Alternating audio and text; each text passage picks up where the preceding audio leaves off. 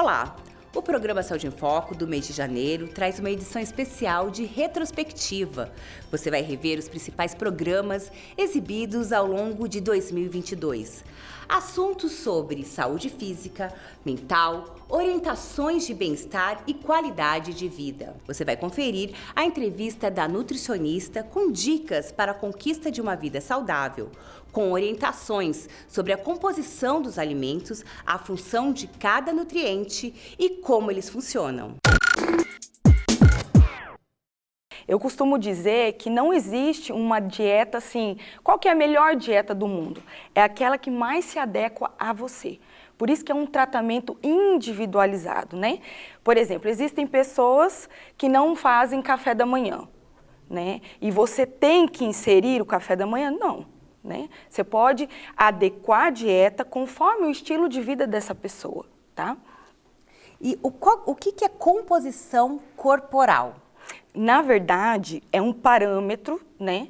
É um cálculo que a gente faz para ver qual que é a composição da massa muscular desse paciente e também para verificar o peso ideal desse paciente, tá? E quais são os exames que realizam esse tipo dessa composição? A gente faz o peso dividido pela altura ao quadrado. Ele vai me dar um resultado. Nesse resultado eu vou ver se esse paciente tem algum grau de obesidade, né? Ou se ele tem algum grau de desnutrição. E vou também avaliar o peso ideal desse paciente. Ah, sim. Isso, a bioimpedância, é isso que é? Não, existe um cálculo para verificar também que não é a massa corpórea, que é a bioimpedância, né? Que a gente avalia idade corporal, gordura visceral, a gente avalia a porcentagem de gordura desse indivíduo, a porcentagem de massa magra, e você trabalha a dieta conforme, né, o que o paciente precisa. Eu preciso reduzir massa de gordura, está muito alta. Você faz uma dieta de acordo com esse resultado. Nem sempre o peso da balança quer dizer que você está magro ou gordo, né? Exatamente. A gente não pode ter olhar só para o peso da balança. A gente tem que olhar como um todo, né? Então, eu costumo dizer que a gente precisa cuidar desse paciente de dentro para fora, né? Então, tem exames de sangue específico para avaliar ferritina, para avaliar se o paciente tem deficiência de ferro, vitamina D, e tudo a gente faz, a dieta, conforme a necessidade desse paciente, né? Tem paciente que tem deficiência de vitamina D. A vitamina D, ela vem através do sol. Aí esse paciente não toma muito sol, né? Aí o que você tem que fazer? Através da dieta e da suplementação, a gente faz esse ajuste. Renata, hoje com esses exames laboratoriais, né? Os exames que, igual você falou, você vê se tem minerais, o que está faltando. A dieta, ela é mais personalizada, né? Então, o que serve para um não serve para outro, né? Então, não é muito indicado você comprar assim, vou comprar essa dieta aqui. Não, né? Não. É que, na verdade, tem que ser trabalhado individualmente, porque existem pacientes que têm dificuldade na introdução, né, de frutas, né? Tem pacientes que têm um paladar infantil e você precisa trabalhar isso de forma individual e gradativa, né? Então, a dieta que, por exemplo, uma pessoa come de tudo, é diferente de uma pessoa que tem dificuldade nessa introdução. Então, você tem que trabalhar isso. E aos pouquinhos, você negociando com o paciente, você vai introduzindo. Entendeu? Entendi. E como o índice glicêmico está muito em alta, as pessoas falam, pode comer tapioca. Todo mundo comia, se enchia de tapioca, deixou o coitado do pão francês de lado. E hoje percebe-se que não precisa disso, né? A carga glicêmica dos alimentos, a gente tem que cuidar como um todo, né? A carga glicêmica das frutas, tá? A carga glicêmica do carboidrato, né? A gente precisa cuidar. Como que a gente cuida isso? Introduzindo nesse alimento mais fibra e mais proteína. Quando eu coloco, né, oleaginosas, por exemplo, eu vou comer uma fruta de alto índice glicêmico. Quais são as frutas que têm o maior índice glicêmico? Melancia, banana nanica, caqui, uva, né? Essas frutas, o que a gente faz? Não é que você tem que tirar do seu cardápio, você tem que atrapalhar a absorção dela. Como que se atrapalha? Comendo uma castanha junto. Tá? Então você pode comer um pedaço de melancia e comer uma castanha. Como que eu atrapalho o índice glicêmico do pão francês? Colocando um ovo, né? Porque aí a absorção vai ser mais lenta, porque vai degradar também a proteína junto. Não vai ter aquele pico de insulina, né, muito rápido, porque tem a proteína para ser degradada dentro do organismo. O índice glicêmico, às vezes, tem que ser maior ou menor, depende do resultado que você quer atingir. Para quem quer emagrecer, a gente trabalha a carga glicêmica desses alimentos, tá? Por exemplo, existem carboidratos que têm uma carga glicêmica mais alta, e como que você trabalha isso? Introduzindo fibra, tá? Proteína, oleaginosas, nunca deixa o carboidrato sozinho, tá me entendendo? Entendi. A gente introduz junto com a fibra, com castanha, né? E com proteínas. A tapioca não é que ela é ruim, então, não, né, no caso? Não. Você tem que associar ela com uma outra coisa. Exatamente, né? Tá. Eu posso, por exemplo, por que eu tenho que comer a tapioca sozinha? Para quem quer emagrecer, eu posso colocar de 1 para 1. Eu posso colocar 1 colher de sopa de tapioca e 1 colher de sopa de farinha de aveia, né? Porque a aveia tem mais fibra. Então eu junto ela e coloco o ovo, também já para quebrar a absorção rápida desse alimento. E para quem quer fazer hipertrofia muscular? Então, para quem quer fazer hipertrofia muscular, a gente precisa ter um aporte proteico diferenciado, né, das outras pessoas, porque a gente precisa de uma dieta hiperproteica. E não é só a proteína que vai fazer o crescimento desse músculo, né? É a força. Então, eu digo que é 50% dieta e 50% força. Não adianta eu dar uma dieta hiperproteica e você não ter evolução no treino, por exemplo. Né? Então você precisa de força para poder, os dois andam juntos. Já ouviu falar sobre afasia? É a perda parcial ou total da capacidade de expressar ou compreender a linguagem falada ou escrita. Vamos rever a entrevista com o especialista desta área. Quais as causas dessa doença? Na realidade, são múltiplas as causas. As causas principais seriam os AVCs, né? Acidentes vasculares cerebrais que acontecem, outras suposições, infecções cerebrais por meningite viral, bacteriana, alterações, por exemplo, como um tumor cerebral na região da linguagem e, para finalizar, talvez, transtornos de perda da capacidade no envelhecimento de manter a linguagem, no caso, os casos demenciais, como demência de Alzheimer e outros modelos demenciais. E o que diferencia do Alzheimer, no caso? O que diferencia do Alzheimer em si é que o Alzheimer tem outras áreas relacionadas à memória, não só da linguagem, mas memória da fisionomia, memória de fatos recentes, alterações relacionadas ao comportamento, é um pouco mais amplo. A afasia é só na linguagem, é isso? A afasia é apenas na linguagem. A palavra ausência, e fásio, que vem do grego, de linguagem, então ausência de linguagem, mas ela pode ser caracterizada como uma disfasia, sendo uma alteração parcial da linguagem, mas que tem o mesmo impacto. Os quadros de afasia, eles são variados? Sim, na realidade nós temos em torno de 15 a 16 tipos de afasia, né? As mais comuns seria a afasia opercular, a afasia de Broca, a afasia de Wernicke e a afasia mista. Essas são as mais comuns que nós apresentamos nos estudos que existem. Mas todas elas, de alguma forma, fazem com que haja um prejuízo na interação social.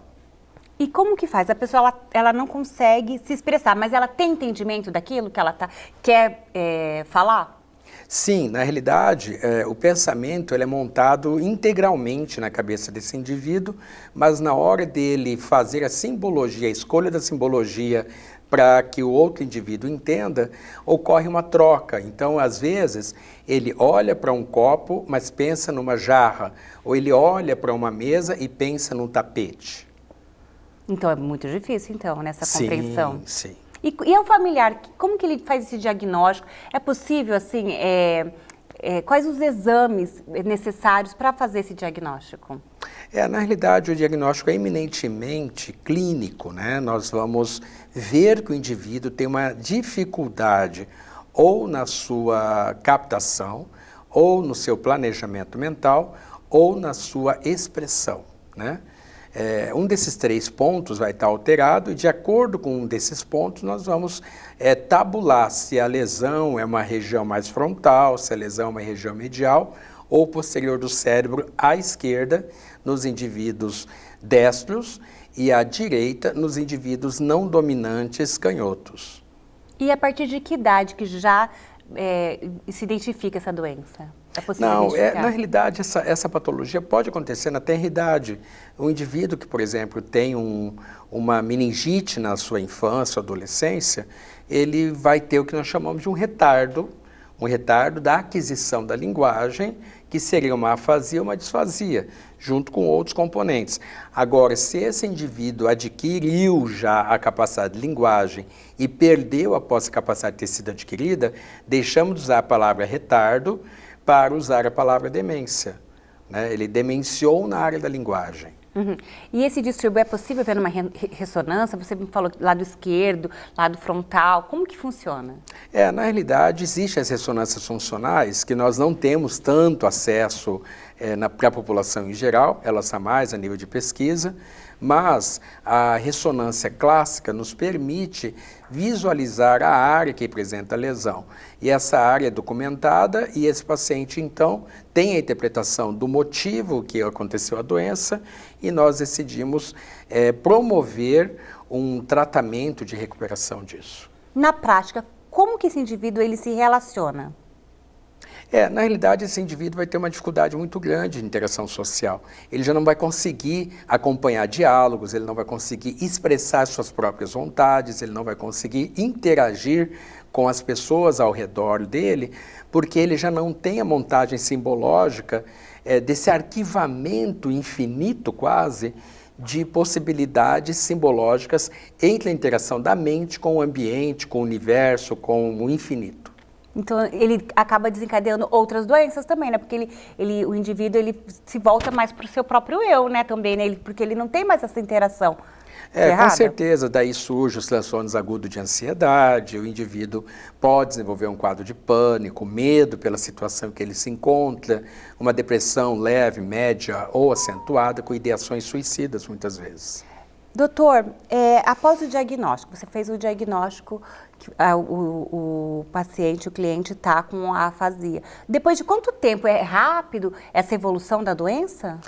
Na realidade, cada caso é um caso. Por exemplo, se esse caso for em função de uma doença aguda, como meningite, um tumor, tudo é muito rápido, né? Em questão de poucos dias a meses, ele já tem a sequela total e sem regressão definitiva desse quadro. Agora, quando a gente está num quadro mais arrastado, como os quadros demenciais de fundo genético, aí, na realidade, esse indivíduo vai ter uma progressão da doença que vai se organizar entre 1 a 3 anos, né? É rápido, né? Sim, sim. E no caso que a gente sabe que existem várias pessoas que sofrem o traumatismo craniano, toda pessoa que sofre o traumatismo craniano fica com um pouco desse distúrbio? Numa fase aguda, sim. Quase todos os casos que acontece da forma mais leve é comoção cerebral, concussão cerebral ou trauma craniano ou trauma cerebral irão de alguma forma fazer com que o indivíduo apresente distúrbios cerebrais. Não necessariamente afasia, apenas se o lado esquerdo da fala está envolvido. O implante de silicone é o sonho de muitas mulheres. Mas você conhece a síndrome Ásia? Antes da cirurgia, é bom conhecer os seus riscos. O silicone, que é o implante ou uma prótese, né, as mais comuns são mamárias, elas podem ser sim um desse componente não orgânico, ou seja, sintético, que através de uma decisão que as mulheres fazem esteticamente, quando elas querem aumentar as mamas ou suspender as mamas, se tornar essa substância componente adjuvante que deflagraria dali adiante sintomas não desejados e que não existiam previamente. Então é aí que ele entra. E quais os sintomas, os principais sintomas? Os sintomas mais frequentes dessa síndrome ásia, que popularmente, grande e forte nas redes sociais, ganhou o nome de doenças do silicone, ela vem através de sintomas um pouco inespecíficos. Então seriam sintomas como fraquezas, sintomas como perda de concentração ou de atenção, sintomas como dores em articulações, que a gente chama de artalgia, seriam sintomas como boca seca, alguns indícios de febre. Então, todos esses sintomas que podem ser um pouco inespecíficos, ou seja, várias doenças apresentam esse cunho de etiologias diversas, também estarem atrelados à doença do silicone, à síndrome ásia. Doutor, então como que faz esse diagnóstico? Porque é bem difícil então, né? Perfeito, Ana Paula. Esse é um fato extremamente importante. Ela está sendo dita, está sendo propagada, porém, quem se presta a confirmar esses diagnósticos precisa ter um grande cuidado e uma investigação bem ampla para comprovar que eles, de fato, dizem respeito a esse componente que a gente introduziu no corpo da mulher, no caso, e a partir daí ele começou a ter um tipo de representação de doenças não bem-vindas ou que antes não existiam. Como é a melhor forma de organizar isso? No entendimento de quem mais lida com esse tema, uma melhor forma é, de cara, encaminhar isso a um especialista, que seriam os médicos da reumatologia, os reumatologistas, que tratam de doenças reumatológicas e também de doenças autoimunes. Elas estão um pouco com alguns links de intersecção. Ali sim, você através de alguns exames de marcadores reumatológicos pode ter informações mais precisas, num entender da história que é a anamnésia, ou seja, o exame físico e como aquilo começou a surgir. E depois ainda com uma correlação mais robusta, quando a gente acaba com o tratamento que seria uma retirada dos implantes, perceber que se de fato a pessoa sem aquele componente exposto ao organismo fica melhor e fica sem esses sintomas indesejados que estavam ali perturbando e piorando a qualidade de vida e a saúde dessa mulher. Você está falando que é um reumatologista, né? Eu não sabia que era reumatologista. Pensei que fosse o próprio cirurgião que colocou o implante, né? Isso é importante. E existe ressonância? Como que funciona? Quais são os exames necessários? Isso. Existem alguns exames que são complementares. Eles ajudam a tirar mais informações nesse elucidar das hipóteses diagnósticas que a gente faz. Como a gente diz, é uma doença rara. A frequência de mulheres que têm o implante de silicone e podem desenvolver essa síndrome ásia é menor do que 1%.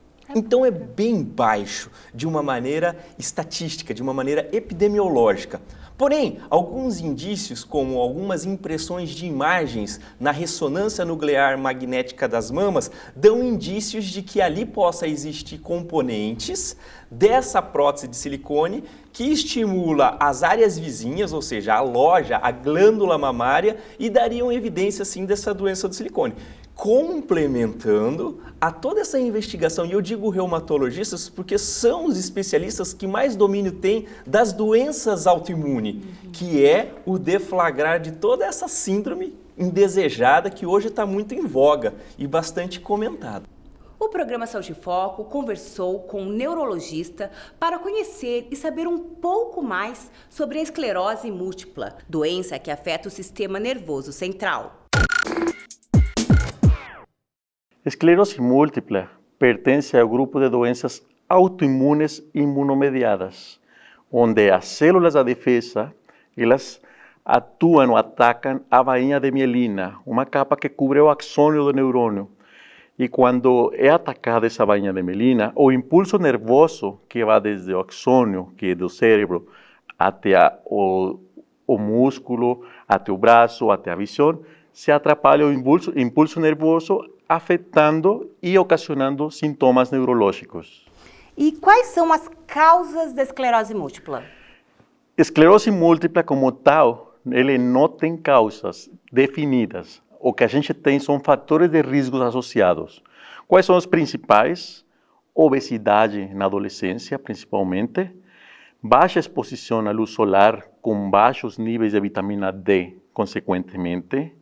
Ter ascendência europeia, alterações na microbiota, principalmente, e até o tabagismo já foi relacionado à esclerose múltiple, e ultimamente, nos últimos anos, tem se falado muito do vírus Epstein-Barr, que é o famoso vírus do beijo. A herpes, do caso? É um vírus parecido a herpes, chamado Epstein-Barr. Ah, sim. Doutor, nós vamos conferir o depoimento da economista Andréia Ferreira ao descobrir que estava com a esclerose múltipla. Eu descobri a esclerose múltipla às vésperas de completar 41 anos de idade.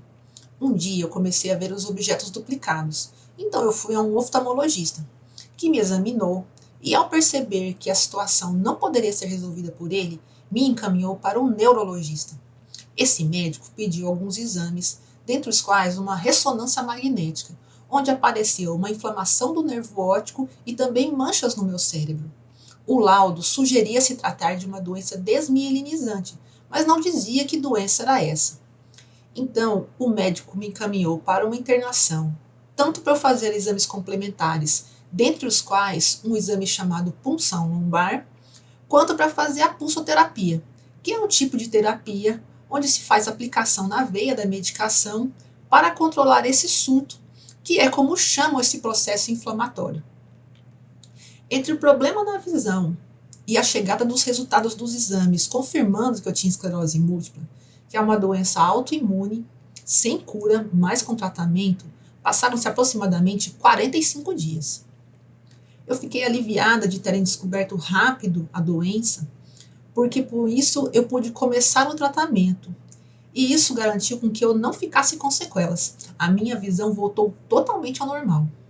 Na internação, ao estudar sobre a doença, o que eu continuo fazendo até hoje, eu descobri que tive sintomas motores como tremores e perda de força, especialmente nos braços, e fadiga, que é um outro dos sintomas da esclerose, aproximadamente 1 ano antes desse episódio que afetou o meu olho direito.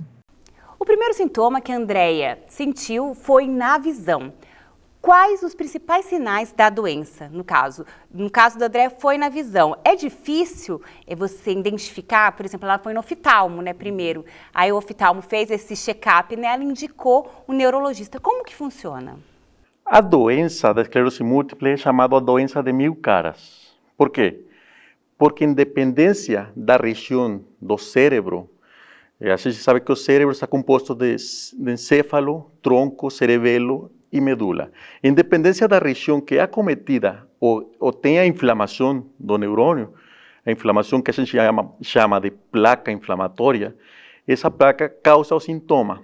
Pode causar sintomas visuais, o paciente tem dificuldade para enxergar, pode ter diplopia com visão dupla, o paciente pode ter fraqueza em um braço, uma perna, pode ter dificuldade para urinar, com bexigoma, dificuldade para evacuar, dificuldade na coordenação motora, dificuldade na sensibilidade, entre outros sintomas. Também falamos sobre problemas cardíacos.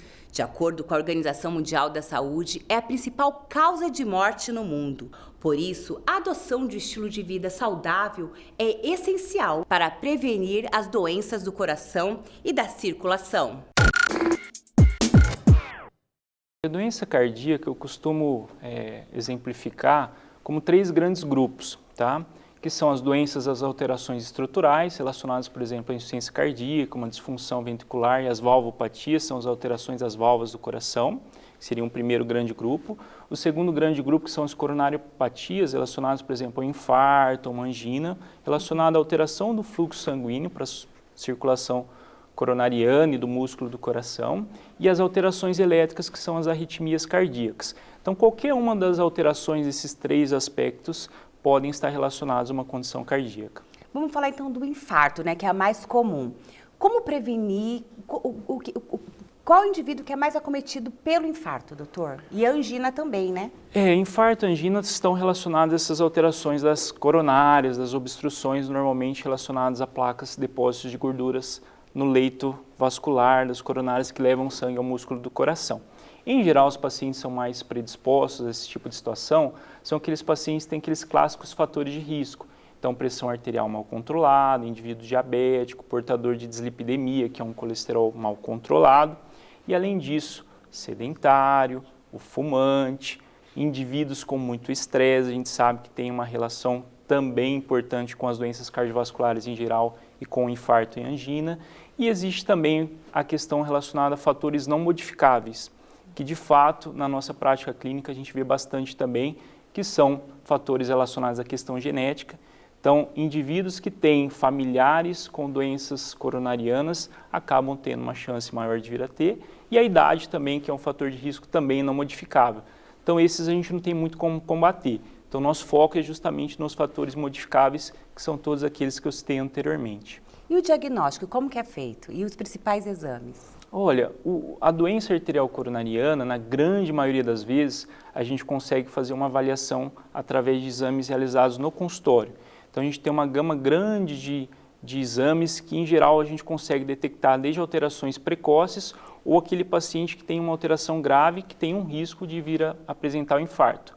Agora, se ele apresenta o evento agudo realmente, um quadro de angina que a gente chama instável ou infarto, aí o diagnóstico é feito no pronto atendimento, né? O paciente procura o pronto atendimento, em geral o principal sintoma é a dor no peito, e aí nesse caso, na avaliação do pronto atendimento, normalmente a história clínica e exames complementares, como o eletrocardiograma, que é um exame básico, mas muito útil nessa situação, associado normalmente com alguns exames de sangue, já conseguem direcionar e na maioria das vezes fazer o diagnóstico desse agravo do paciente. E a partir de que idade é preciso consultar um cardiologista? Essa pergunta é importante. Normalmente a recomendação é em torno de 35, 40 anos fazer a primeira avaliação. Mas, se for uma pessoa que tenha um histórico familiar importante de doenças do coração, principalmente que acometeram outros familiares, uma idade precoce, ou que apresentem algum sintoma, essa avaliação a gente recomenda que ela seja feita anteriormente a essa idade. Mas 35, 40 anos é importante pelo menos uma primeira avaliação para a partir disso a gente programar como que vai ser o segmento e de repente já fazer o diagnóstico de alguma alteração importante. A gente vê várias cardiopatias em bebê já, né? Sim, aí em geral nesse caso a gente chama de cardiopatias congênitas, que são aquelas que o bebezinho nasce com alguma malformação. Então também de fato não é incomum. E com o avanço das terapêuticas também, então a gente consegue hoje em dia fazer o diagnóstico dessas cardiopatias muitas vezes intraútero. Então o bebezinho já nasce com esse diagnóstico, recebe um tratamento adequado, então muitas vezes a gente melhorou muito também o tratamento, mas em alguns casos infelizmente são doenças muito graves. E com essa melhora do tratamento é interessante que nós, cardiologistas que acabamos trabalhando com adultos, hoje em dia a gente começa a receber muitos adultos com cardiopatias congênitas, que nasceram, foram submetidas a cirurgias na infância, 1, 2, 3, e acabam vivendo, né, mais com esses avanços terapêuticos e deixam de acompanhar cardiologistas pediátricos e passam a acompanhar com a gente. Então é um cenário também bem interessante que a gente acaba vendo atualmente. Você conferiu os principais temas do programa Saúde em Foco nas edições de 2022. Obrigada pela sua audiência e um feliz 2023.